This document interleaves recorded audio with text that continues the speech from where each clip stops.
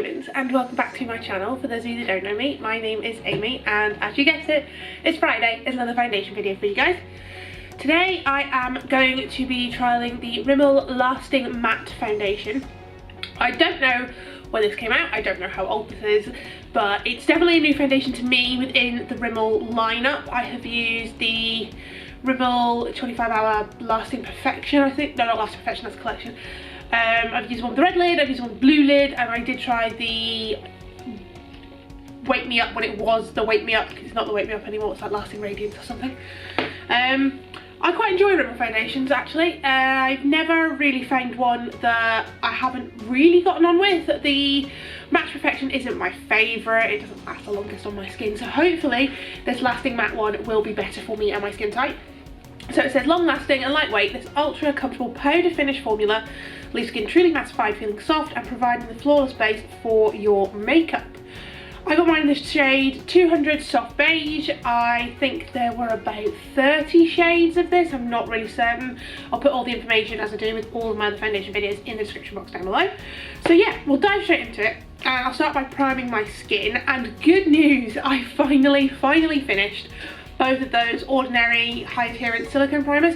So today we're moving on to the L'Oreal Infallible Mattifying Primer, mostly because this is the, oh, it's very liquidy. This is the smallest primer that I own. Oh, this feels very different to the majority of my mattifying primers. I was expecting it to be that liquidy. So I have in front of me like my basket, oh, I say basket, it's not even a basket anymore, of foundations that I still have, that I own, that I have to review, and I have 4 left. From when I first started my channel, I've managed to review every single foundation that I own, which is just astonishing the pace that I've gotten through them. Which means I'm actually going to run out of foundations to test by Christmas, I think. I might be able to get New Year's done, so you know, I have to find some other videos to film on this channel. I do have a couple of foundation videos planned where it's comparisons, so I do have a couple of foundation videos ideas. I do have a couple of ideas for foundation videos in terms of comparison videos, for example comparing Estee Lauder Double Wear Light to the original to Maximum Cover, comparing foundations that are similar to each other and kind of where they sit in the spectrum and things like that. But yeah, moving forward you will be having a severe lack of foundation reviews on this channel. But yeah, so with the Rimmel Lasting Finish, it's just a squeezy tube with a kind of quite thick nozzle actually. Good for travelling, really good for like day to day. Quick, easy packaging means you can get every single last drop out of it. However, for review purposes, it's a bit of a pain in the arse because you can't tell them exactly how much you've used.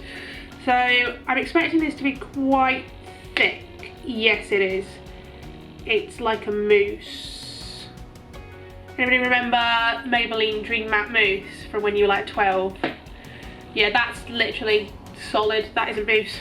I'm not sure how well this is going to apply with my sponge. This should be entertaining.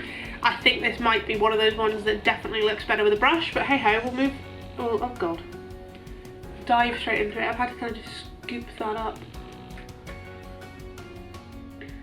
As with all of my foundation videos, I'm going to apply one side with the sponge, one side with the brush. We can see how it applies with both application methods.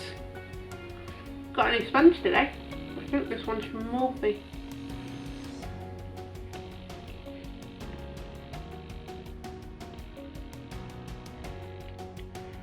The only problem with foundations of this texture is that I'm kind of having to scoop it off my hand because it's not liquidy enough for kind of me to just dip into. So in terms of application, if you were going to apply this with a sponge, you'd probably be better applying it directly onto the sponge rather than onto the back of your hand.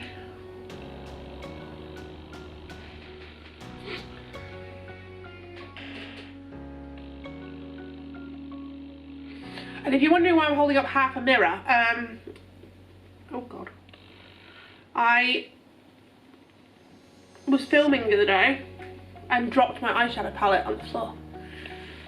one of the ones that I was doing my project pan with, and it's smashed everywhere. So I've kept the half a mirror because it's handy for filming. Because I don't actually have a mirror down here.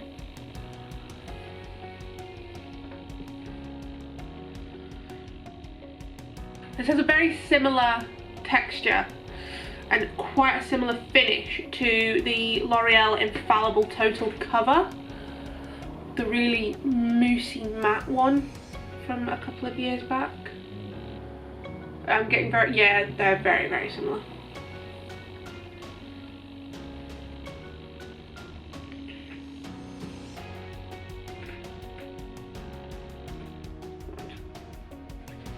So I've applied it on this side of my face, and it is giving me quite a nice coverage. It applied a lot better with the sponge than I thought it would, to be honest.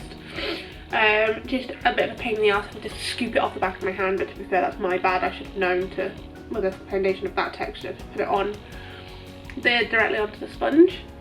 It's not really throwing any light at all, even with the wet sponge, so that says to me that this is definitely like when it says powder finish, it almost, I mean, even for me with oily skin, it almost looks like I've already powdered my skin. It almost looks like I've already set my face. So this, in theory, from what I'm seeing, should be quite a long wearing foundation. However, we are yet to see. So I'm gonna buff this side in with a brush. I think this side is definitely going to be quicker to apply, but I don't know what the finish is going to be like, so.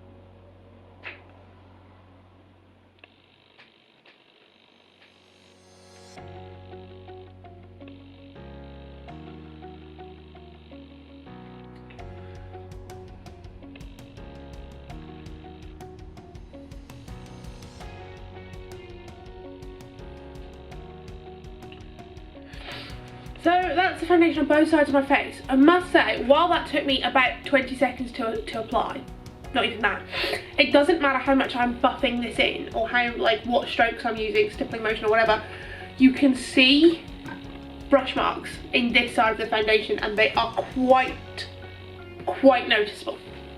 Like, I can do swirling motions, I can do dragging motions. I buffed it for a good 30 seconds and it's just moving the lines around on my face.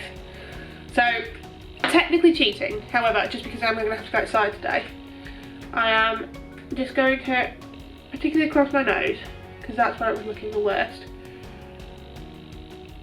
just smooth out those brush marks. Yeah, already that looks a lot better just from a few pats of the Beauty Blender. Finish is nigh on identical on both sides of my face. I think, yeah, not bad.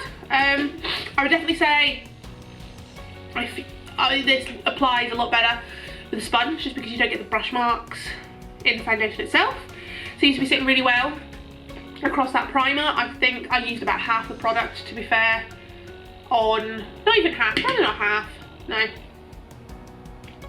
I used about the same amount of product on both sides of my face. I think with it being quite a thick texture as well, it doesn't get sucked up into the Beauty Blender as much as a more liquidy one would. But at the moment it looks nice on my skin. It looks like I've already powdered. So I'm hoping this could be a long wearing one for me. So I'm now going to apply the rest of my makeup and I'll check back in with you guys in a bit. BRB. And I'm back with a slight hair change as well. I must say, this is probably the smoothest that my skin has ever looked in person. It always looks better on camera because of, you know, the lighting and all this other garbage. But for me, it's almost like I have poreless skin, which I definitely don't. Definitely. So I have improved my skincare recently, so that might have had something to do with it. I don't know. But that foundation has sat really well. across what would normally be considered my problem areas. It looks quite matte at this point in the day. Like, I almost consider not powdering. That's how matte it looks. So hopefully it's going to last a long time. Hopefully it's going to be a good one. So I am going to hop off camera now, I'll get some lunch because I haven't eaten yet, and do a few other bits and bobs, and I'll check back in with you guys in a bit. Hey guys, so it's currently just coming up on 7:15. So I've had this foundation on for about 7 hours now, and this is what we're looking like at the moment. The only thing I will say, so across my chin and like on my nose, it is completely come off. I was saying to Daniel earlier, like that's just freaking ridiculous. I mean, it's looking good everywhere else. The issue that I have with foundations of this texture, the more moussey ones, is that because you can't really blend them into your skin properly, they just sit on top of it. Which is great in terms of like longevity and stuff, because they're acting as like a barrier between like your skin and your oils coming through, which is great. In terms of like transfer and stuff, because they can't really set, because they're drier in texture anyway. Because you can't really blend them into your skin because they're a drier texture anyway, they just sit on top of your skin, and then when I'm wearing a mask, it's literally rubbed off the entirety of my nose, so it looks like I'm Rudolph. Everywhere else it looks great, it's just here you can tell that all the foundation is gone, and most of it's gone off my chin as well. But yeah, I'm gonna wear this for another couple of hours, and then I'll check back in with you guys later to see how well it is held up. Hey guys, so it is just coming up on 9 o'clock, so I've had this foundation on for about 9 hours now, and in terms of like oiliness, it's held up okay. Like, it doesn't look any more or less shiny than any of my other foundations that I've used. It's just like, look how badly it has come off my nose. Like, you can literally see the line, and the same on my chin. This is not the best foundation I've ever tried. It's definitely not the worst.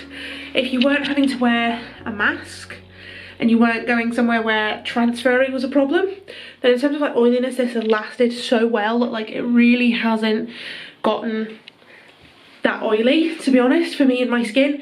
This is just unacceptable. Like, no. Anyway, that has been my review video of the Rimmel Lasting Matte Foundation. If you've enjoyed this video, please give it a big thumbs up so more people can find it. Hit the subscribe button down below, and don't forget to turn on the notification bell so you don't miss any of my future uploads. And other than that, I'll see you next time, guys. Bye.